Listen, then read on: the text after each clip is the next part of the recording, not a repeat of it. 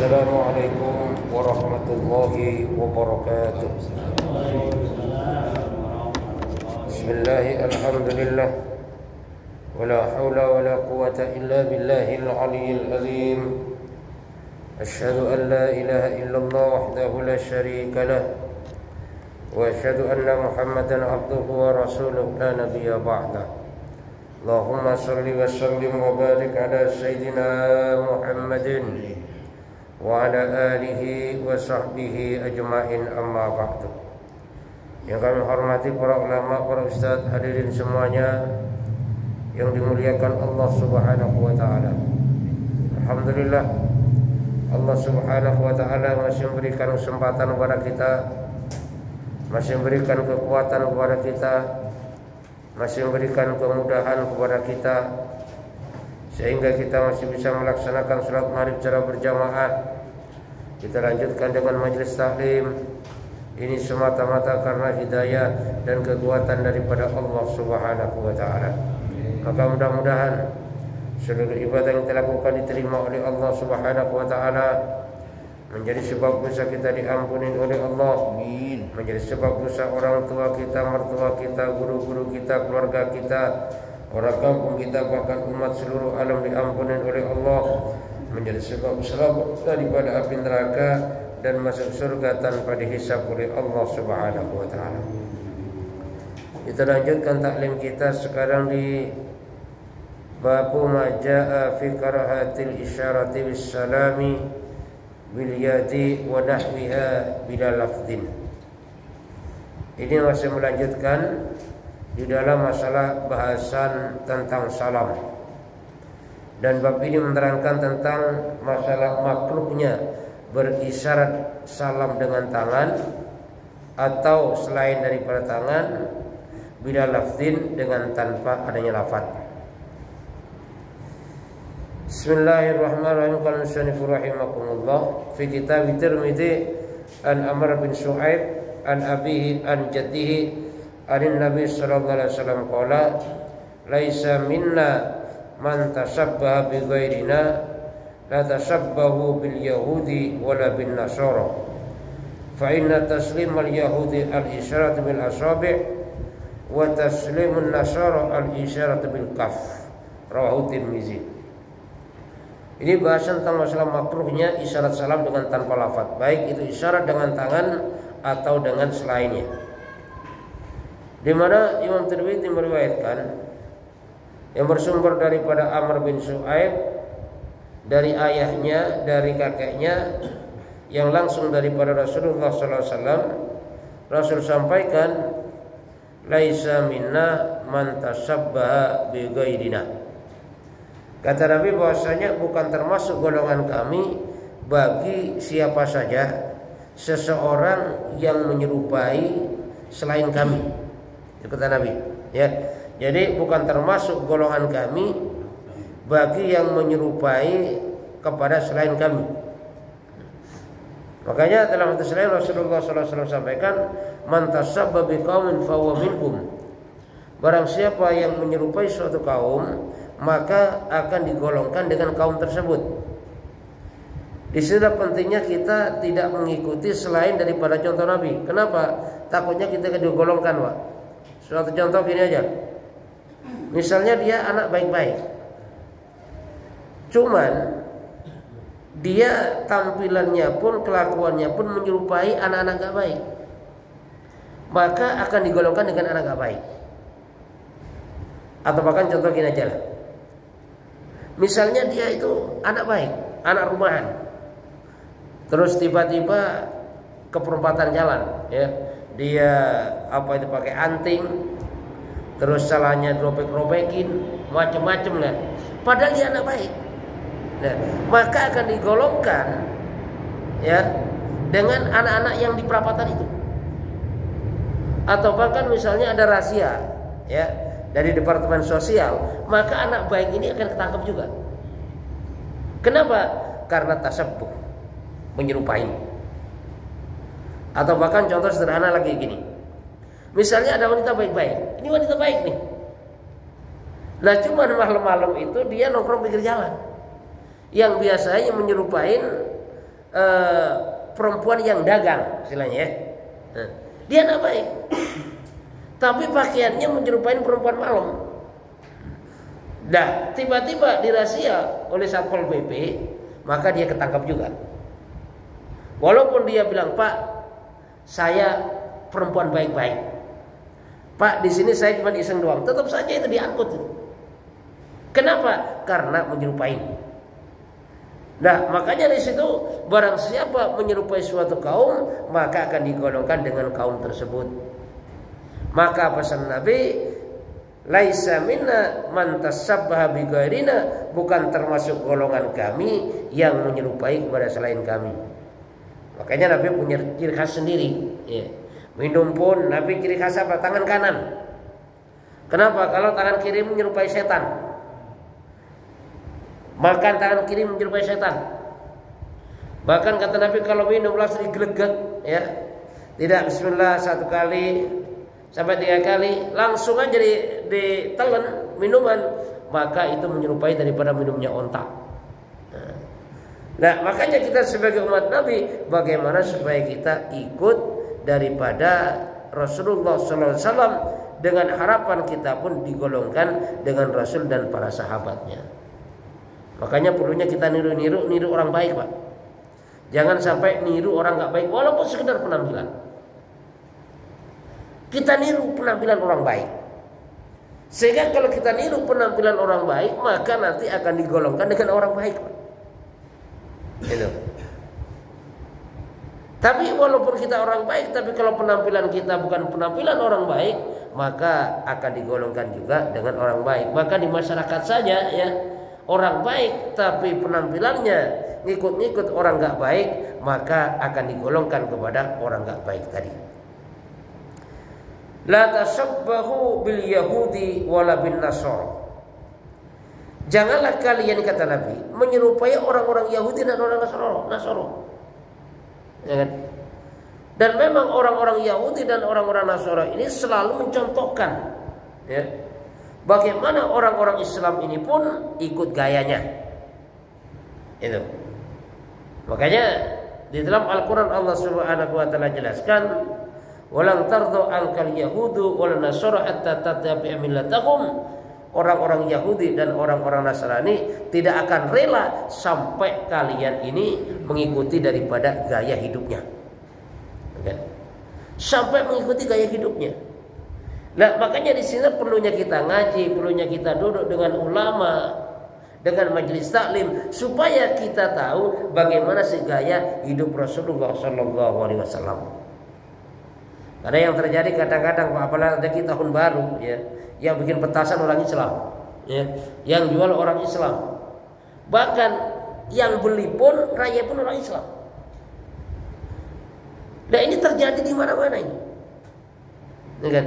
Nah, yang dikhawatirkan itu dalam keadaan tasabbuh menyerupai mereka itu, tiba-tiba dicabut nyawanya oleh Allah Subhanahu wa taala. Jangan-jangan besok dibangkitkan bersama orang-orang yang dilaknat oleh Allah Subhanahu wa taala. Makanya suatu ketika pernah Rasulullah SAW itu mau keluar rumah nyisir dulu, dan rambut Nabi dibelah 2 nyisirnya. Padahal Rasulullah SAW selalu pakai tutup kepala, Pak. Nah, tapi setelah Rasul itu keluar, nggak taunya di situ melihat orang Yahudi, rambutnya pun sisirnya dibelah 2. Maka Nabi langsung pulang ke rumah, masuk lagi, langsung sisirnya pun tidak dibelah 2 lagi. Kenapa? Karena tidak mau menyerupai daripada yang namanya orang Yahudi. Contoh gini lagi, misalnya pulang haji, dia pakai gamis, udah keren banget dah, udah mentang-mentang haji kan.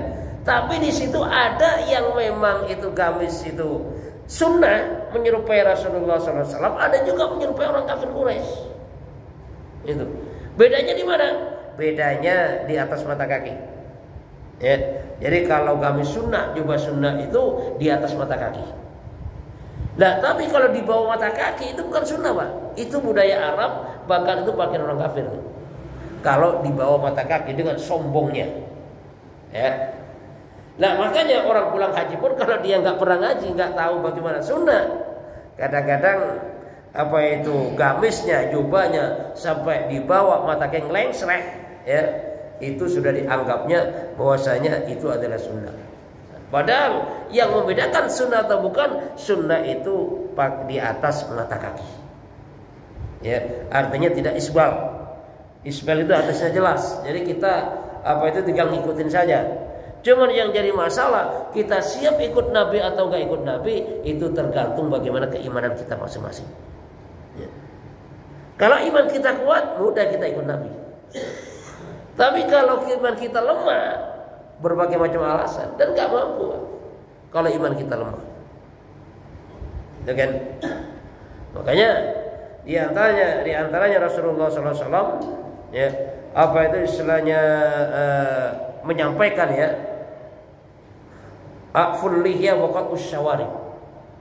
Itu kata Nabi. Ya. Jadi pelihara jenggotmu dan potong kumismu. Ini perintah Nabi ini, Pak. Ya. Jadi pelihara jenggot itu sunnah, bukan teroris, bukan. Kalau istilahnya jenggot itu dianggap sebagai teroris, dulu pernah ada teroris itu ketangkep di Merak sana, enggak jenggotan dia, Pak. Setelah ditahan, baru dia jenggotnya dipanjangin. Ah itu orang Islam teroris kan gitu kan? Itu sunnah itu. Ya. Jadi potong kumis, pelihara jenggot. Seberapa? 1 kepal, lebih 1 kepal. Itu sunnahnya itu. Ya. Lalu bagaimana kalau cuma jenggotnya 2-3? Nggak apa-apa, pelihara aja. Ya.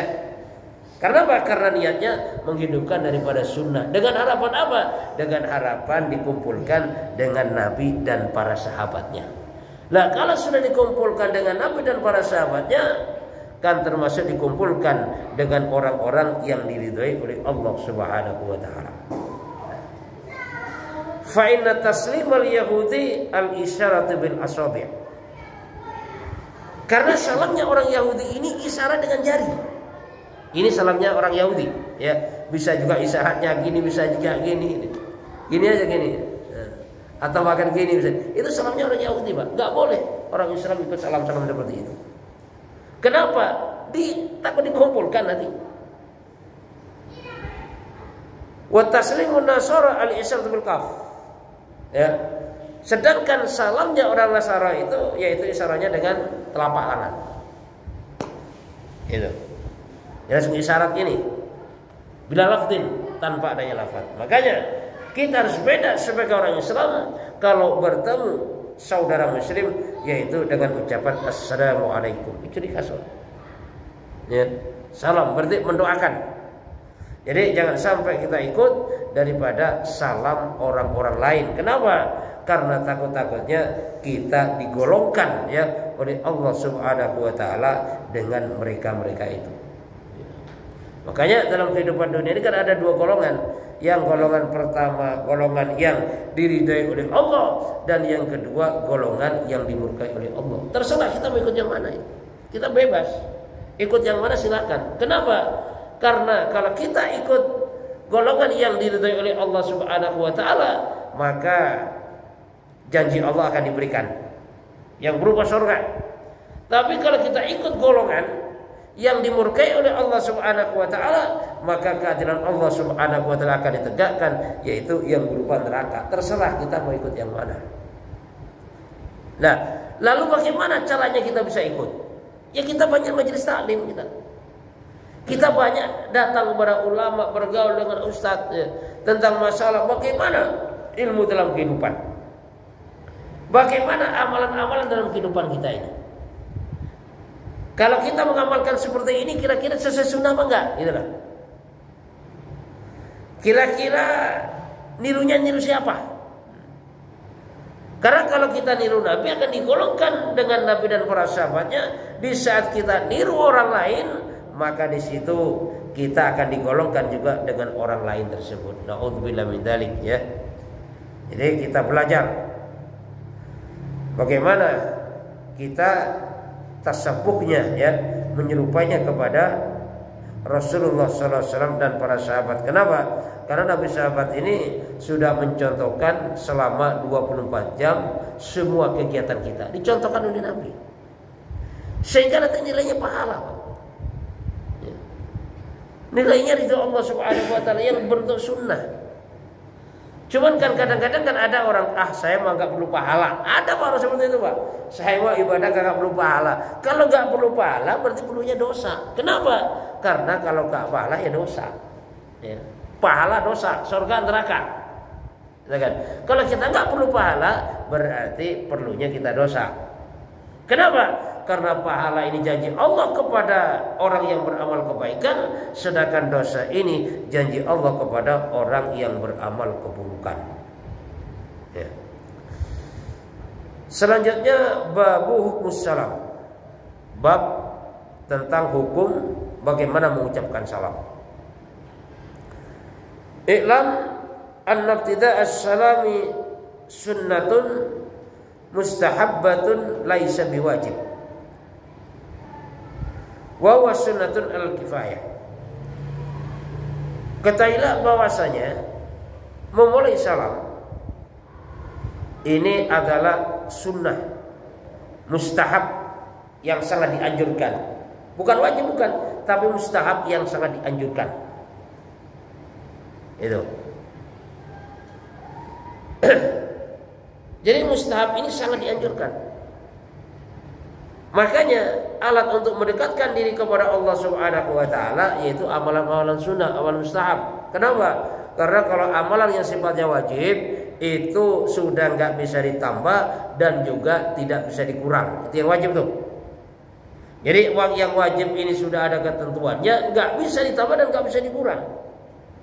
Yang bisa ditambah sebanyak-banyaknya adalah amalan sunnah. Makanya seperti memulai mengucapkan salam ini adalah amalan sunnah yang mustahab yang sangat dianjurkan. Fa in kana musallimu jama'atan kafa'anhum taslimu wahidin minkum. Dan kalau seandainya ada orang ini jalan dengan berjamaah, bareng-bareng berapa orang gitu kan? Lah makanya di situ kalau ketemu saudara muslimnya yang ucap salam ini cukup satu saja. Boleh nggak apa-apa. Misalnya 10 orang. 10 orang ini ketemu saudara muslim, udah cukup satu orang. Ya, itu sunat kifayah. Sudah mencukupi. Walau sallamu kulluhum kana afdal, dan apabila semuanya misalnya barang 10 orang 10-10-nya tadi ini mengucapkan daripada salam kana afdal, maka itu lebih baik lagi. Ya. Misalnya 10 orang ketemu 10 orang, setiap orang assalamualaikum, assalamualaikum, bagus Pak. Tapi kok seandainya diwakilin satu orang saja, itu pun sudah mencukupi. Itu di dalam kita mengucapkan daripada yang namanya salam. Wa amaradus salami fa in kana al-musallimu alaihi wahidan tuayyanu alaihi rad. Dan adapun yang menjawab salam, apabila yang mengucapkan salam hanya satu orang, maka jelaskan juga istilahnya jawabannya kepada yang ucap salam tadi. Wa in kanu jama'atan kana raddus salam fardhu kifayatin alaihim, dan apabila secara berjamaah ya diucapkan salam, ada yang ucap salam yang duduk berjamaah, maka di situ termasuk menjawab fardhu kifayah. Artinya apa? Artinya salah satu di antara mereka yang menjawab satu saja itu sudah gugur. Artinya apa? Ucap salam ini sunnah ya, sedangkan jawabnya ini adalah fardu wajib. Tapi kalau kita sedang berjamaah ya, sedang duduk bareng-bareng, lagi nongkrong bersama teman ngopi misalnya, ada yang ucap salam, itu seandainya ada yang jawab satu saja, itu pun sudah mencukupi. Jadi fa in radda wahidun minkum saqatal al-harju anil bakin. Jadi kalau ada satu orang yang menjawab salamnya tadi, maka yang lain sudah gugur daripada dosanya. Wa in tarakuhu kulluhum athimu kulluhum. Tapi kok seandainya Dari sekian orang, misalnya ada duduk 10 orang, ada yang ucap salam, tapi dari 10 orang ini nggak ada yang jawab, maka semuanya ini berdosa. Jadi 10 orang duduk, ada yang ucap salam, dan 10-10-nya ini tidak menjawab, berarti semuanya itu berdosa. Tapi kalau memang itu ada yang jawab 1 orang saja, berarti di situ sudah mencukupi. Kenapa? Karena fardu kifayah, ya. Jadi dilakukan oleh 1 orang pun, yaitu sudah mencukupi. Itu termasuk yang berhubungan masalah salam. Silakan Pak, barangkali ada pertanyaan.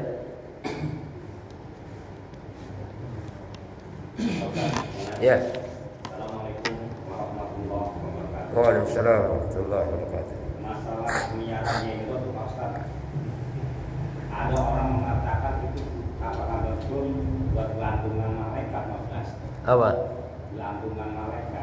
Oh gitu. Ya dulu pernah ada satu riwayat di zaman Rasulullah SAW. Jadi ada sahabat ini yang jenggotnya cuma 3 biji. Rasul melihat dia, senyum Rasul. Nah, karena Rasul senyum, maka dia sinis banget ini kan. Jangan-jangan didiledek oleh Rasul, cabut aja 3-3-nya dah. Nah, makanya besoknya lagi Rasul melihat dia udah nggak senyum lagi Rasul. Maka sahabat tadi nanya, ya Rasul, kemarin jenggot saya cuma 3 biji kalau bahasa kita ya. Rasul senyum, sekarang udah nggak ada, kenapa Rasul nggak senyum? Maka jawab Rasul, kalau bahasa kita, kemarin saya ngelihat bidadari bergelantungan di jenggotmu walaupun cuma 3 biji. Itulah sunnahnya Pak. Ya. Dan terus terang aja Pak, jadi jenggot ini sunnah yang dibawa sampai meninggal dunia. Kan? Bahkan kita tidur semuanya itu. Semuanya nilai pahala. Sampai kita meninggal dunia pun itu dibawa. Itu kan? Karena termasuk fitrah, ya. Fitrah ciri khas. Fitrah Anbiya, ya, termasuk pelihara jenggot itu fitrah para Anbiya. Ya. Jadi ya bagaimana kita ikutin aja. Emang berat, Pak. Berat. Ini perlu bagaimana keimanan yang kuat kepada Allah dan Rasulullah SAW. Kenapa? Karena kadang-kadang kita malu. Takut kelihatan tua, ya kan? Padahal walaupun nggak jenggotan, kalau tua juga itu loh kan. Cuma perasaan kita takut tua. Jadi perasaan takut tua, itu kan? Nah padahal ya paling nggak dengan kita jenggotnya udah putih itu kan, ya setidaknya kalau mau jalanin macam-macam kan mikir Pak, itu kan? Ngaca, masya Allah ini jenggot udah putih, ya kan? Masa mata mau lirik juga gak pantas lah misalnya kan. Paling gak ada remnya kan. Dan misalnya kita pakai jenggot, pakai topi, misalnya mau masuk diskotik, kagak berani itu kan. Malu, bener itu. Ya kan. Beda dengan apa itu istilahnya orang yang penampilan jenggotnya gak ada, toponya gak ada, itu bebas. Ya kan. Masuk kemana aja bebas. Gitu. Ya. Jadi kita belajar ya. Kita belajar semampu kita. Setidaknya sebelum kita meninggal dunia kita sudah menghidupkan sunnah lah ya. Karena itu ada sunnah yang apa itu syarat mustahab. Ya, biasa diperintahkan oleh Rasulullah SAW. Gini, kalau orang yang nggak punya itu lain ceritanya, ya kan? Jadi orang kalau yang nggak punya itu lain ceritanya. Yang jadi masalah itu dia yang punya. Nah, itu kan makanya Rasulullah SAW apa itu sampaikan itu aful lihya waqat usyawarib, ya. Jadi pelihara jenggotmu, ya, dan apa itu istilahnya potong daripada kumismu. Karena ada tanda-tandanya Pak, sebagai orang Islam. Nyontoh daripada Rasulullah SAW. Karena kalau kita nggak nyontoh Nabi, lalu kita mau nyontoh siapa lagi itu loh, kan? Jadi kita contoh Nabi memang berat. Dan memang kita harus perang dengan nafsu, Pak. Perang dengan nafsu. Makanya lebih kuat iman kita, lebih kuat nafsu kita gitu loh. Kalau kita lebih kuat iman kita, mudah kita ikut Nabi gitu loh. Tapi di saat kita itu lebih kuat nafsu kita, berat Pak. Itu berat. Ikut Nabi berat. Walaupun kita tahu, tapi kita gak akan mampu mengikuti. Kenapa? Karena itu tadi ya, nafsu kita lebih kuat daripada yang namanya iman kita. Nah, makanya pada dasarnya kita duduk majelis taklim, duduk berkajian, kumpul dengan para ulama, pada dasarnya bagaimana supaya semakin lama iman kita semakin kuat dan semakin lama nafsu kita semakin tunduk. Gitu. Sehingga kalau sudah nafsu kita tunduk, maka dipanggil oleh Allah, ya ayyuhan nafsul mutmainnah irji'i ila rabbiki radiyatan mardiyah fadkhuli fi ibadi wadkhuli jannati. Nafsu yang mutmainnah ya, nafsu sudah tunduk kepada Allah. Jadi nafsu ini bukan untuk dihilangkan tapi untuk ditundukkan. Ini nafsu.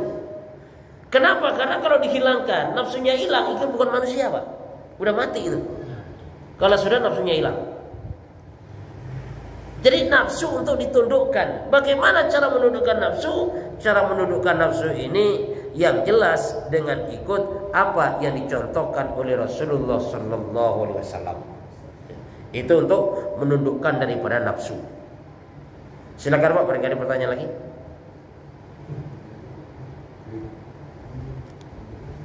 Agak ada tuh.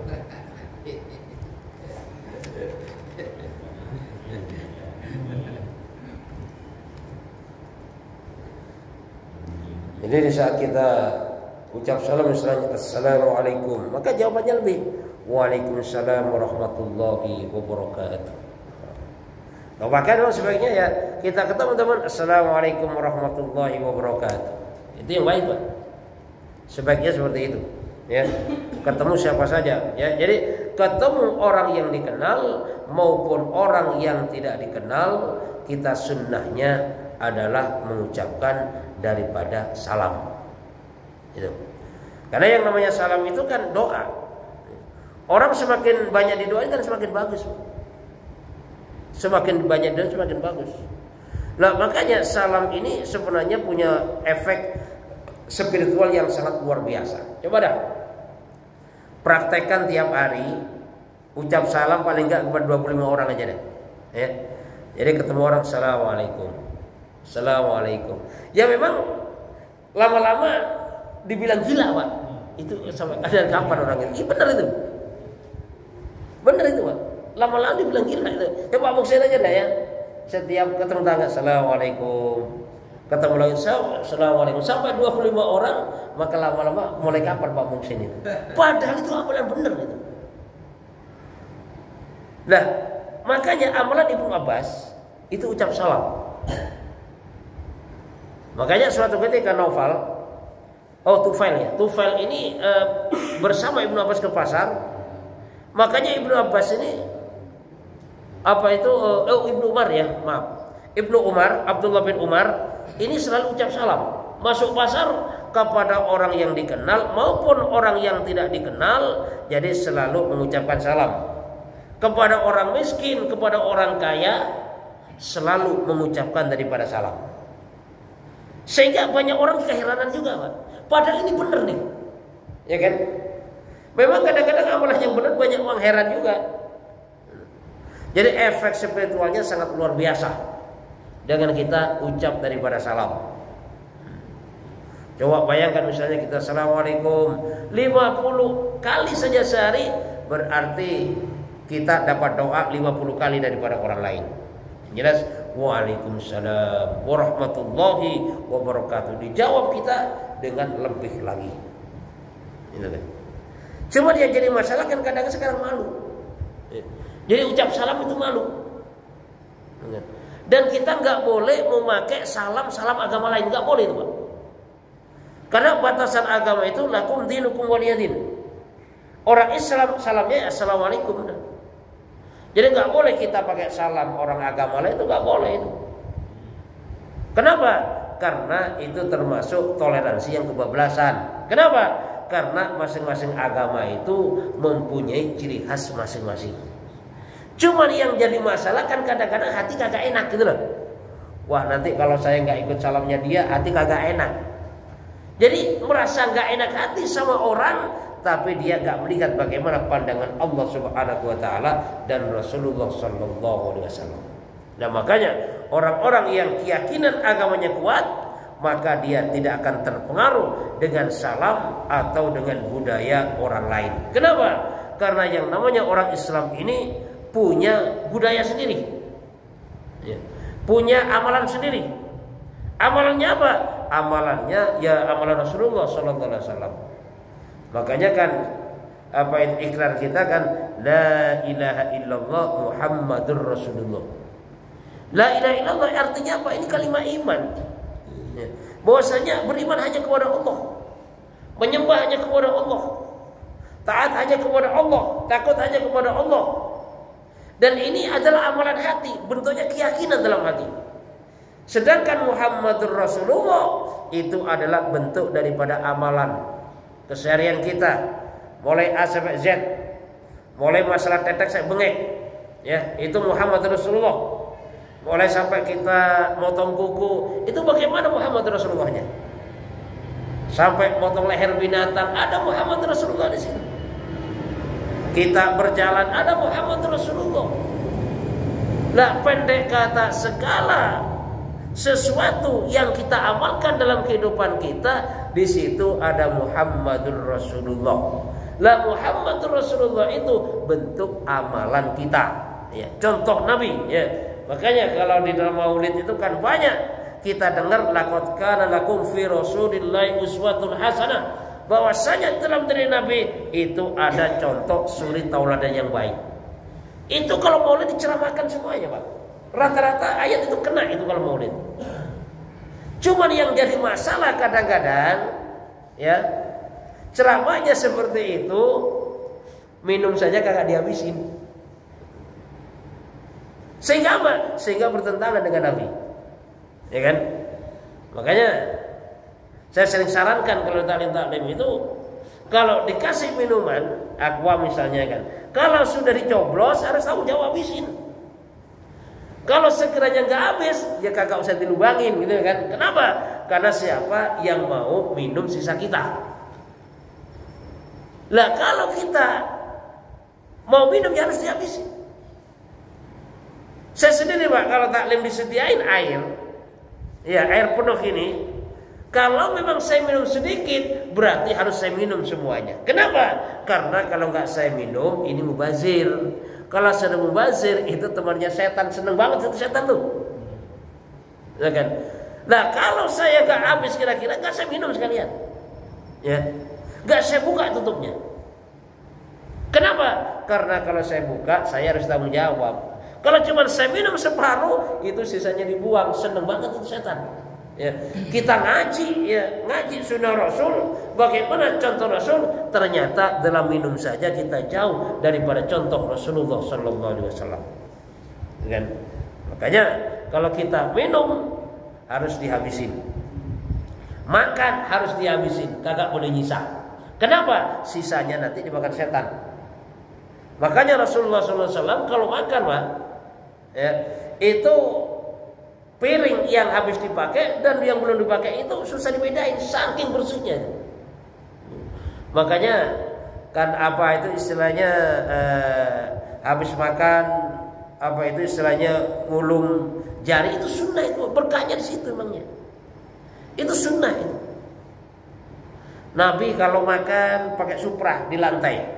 Bukan Nabi gak punya meja, ada. Cuman kenapa duduk di lantai itu makannya? Karena makan duduk di lantai itu lebih mendekatkan kepada yang namanya sifat tawadu, ya. Jadi Nabi ada cara duduk, dua duduk yang dicontohkan Nabi di saat makan. Nabi makan tidak nyandar, minum tidak bersandar, ya kan? Kalau makan dihabisin, nggak ada sisa apa itu istilahnya satu butir, nggak ada, dihabisin. Nah yang terjadi kan kadang-kadang kita sekarang itu makan itu agak pernah dihabisin, Pak.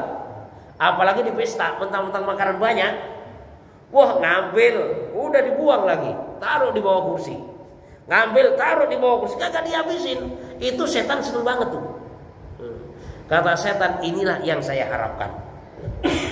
Mereka orang Islam, cuma ikut saya kelakuannya, kata setan. Itu tadi. Dan hal yang semacam itu kadang-kadang tanpa kita sadarin.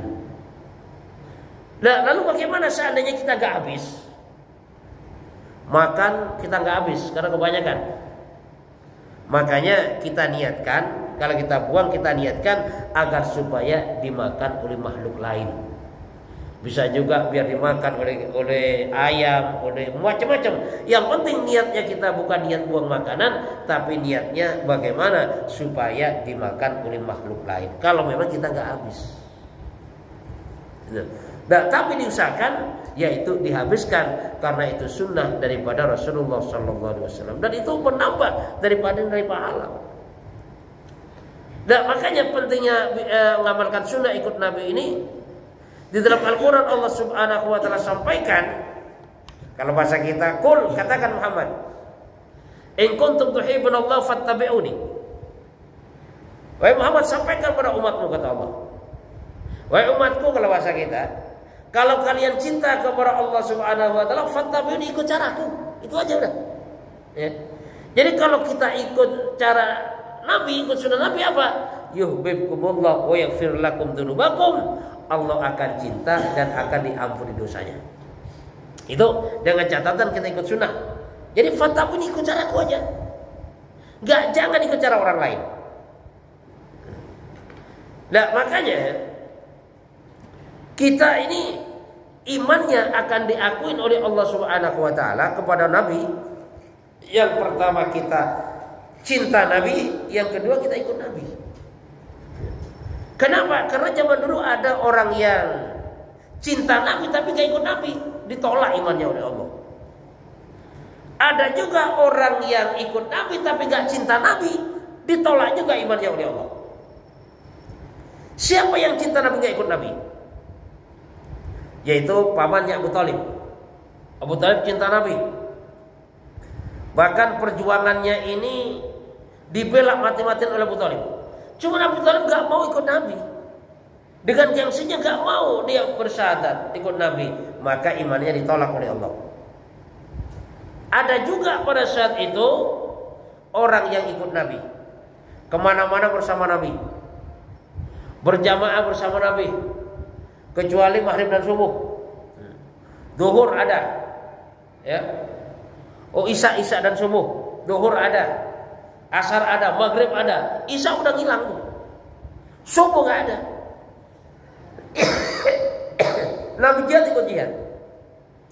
Pendek kata di mana Nabi ada, cuman nggak cinta Nabi, maka imannya ditolak.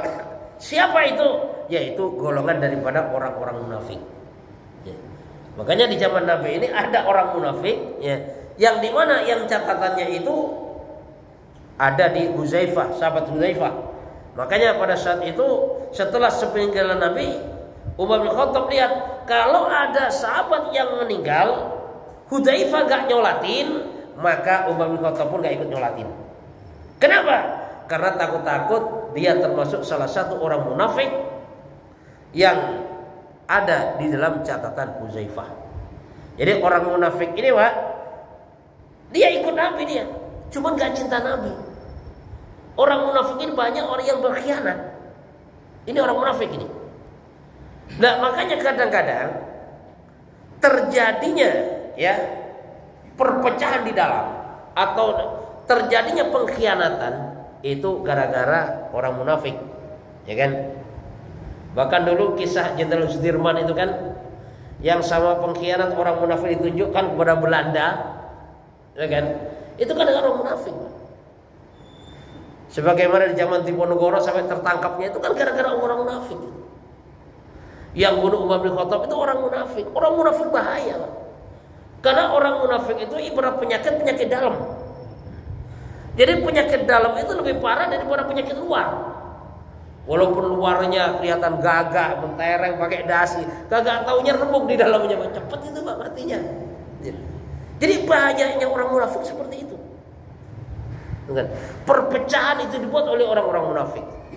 Dan orang munafik ini ya termasuk pengkhianatnya. Nah, makanya agar supaya iman kita diterima oleh Allah Subhanahu wa Ta'ala, kita ikut Nabi dan juga kita cinta kepada Nabi Muhammad sallallahu alaihi wasallam. Kita cinta Nabi buktinya apa? Kita bersolawat. Banyak bersolawat. Berapa kali kita bersolawat? Minimal kita usahakan, Pak, solawat itu 1000 kali sehari. Itu minimal. Kalau kita nggak bisa yang panjang-panjang aja, sallallahu alaihi Muhammad, nggak apa-apa dah. Kenapa? Karena untuk menanamkan rasa cinta kepada Nabi Muhammad sallallahu alaihi wasallam dan kita mengharap syafaatnya. Dan buktinya kita ikut Nabi itu ikut sunnah Nabi. Ya. Karena 24 jam ini semuanya dicontohkan oleh Nabi. Dan di kitab-kitab ada, di hadis ada. Cuma tergantung kita mau ngamalin apa enggak. Itu doang permasalahannya, ya. Makanya mudah-mudahan kita termasuk orang-orang cinta Nabi dan juga dimudahkan oleh Allah untuk ikut Nabi Muhammad SAW sehingga kita diakui umatnya dari dunia sampai akhirat. Silakan Pak, barangkali ada pertanyaan.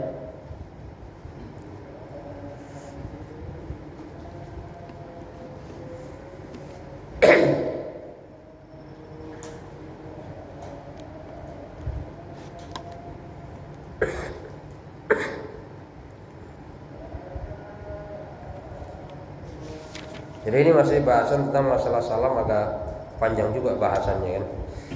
Ini masalah salam ya. Jadi salam ini adalah ciri khas daripada orang Islam. Jadi ketemu siapa saja dan bahkan kita ajarkan kepada anak kita, keluarga kita, yaitu ucapan salam. Makanya kita mau masuk rumah pun ucap salam kalau ada orang. Tapi kalau nggak ada orang, maka ucapannya assalamualaikum warahmatullahi wabarakatuh. Itu kalau nggak ada orang. Kenapa? Karena di saat kita masuk rumah tanpa adanya salam, maka nanti setan-setan yang di dalam itu, yang di luar itu ikut ke dalam semuanya itu, ya kan? Jadi kalau ada orang masuk rumah tanpa ucap salam, setan ini seneng banget. Nah, udah ikutlah, berbondong-bondong ikut gerombolan. Habis itu ngambil gelas minum, gak baca bismillah, ikut minum itu setan, ya kan? Ambil makanan, gak baca bismillah, nimbrung itu setan, ya kan? Yang repotnya itu mau galin istri, gak baca bismillah, nimbrung juga itu setan, ya kan? Sehingga nanti setan itu bermalam di rumah kita, Pak. Nah, kalau sudah setan bermalam di rumah kita itu tadi, rumah ini rasanya panas, ya. AC sih gede, berapa PK itu AC-nya, cuman panas bawaannya. Bawaannya berantem dulu, itu panas, berarti banyak setannya itu kan. Nah makanya kalau sudah terjadi seperti itu, maka diusahakan di dalam setiap kita masuk rumah, yaitu dengan ucapan assalamualaikum kalau ada penghuninya. Tapi kalau nggak ada penghuninya, yaitu assalamualaikum wa ala ibadillahis sholihin. Sehingga nanti setelah kita masuk rumah kita baca sholawat, ya. Kemudian kita baca Al-Ikhlas, ya. Dan segala sesuatu yang akan kita buat, jangan lupa daripada ucapan Bismillahirrahmanirrahim. Kenapa? Karena segala sesuatu yang diawali tanpa Bismillah fahuwa aqta, keberkahannya terputus. Bahkan saat kita makan misalnya, saking semangatnya, saking laparnya kita nggak baca Bismillah, saat kita ingat di pertengahan, maka Bismillah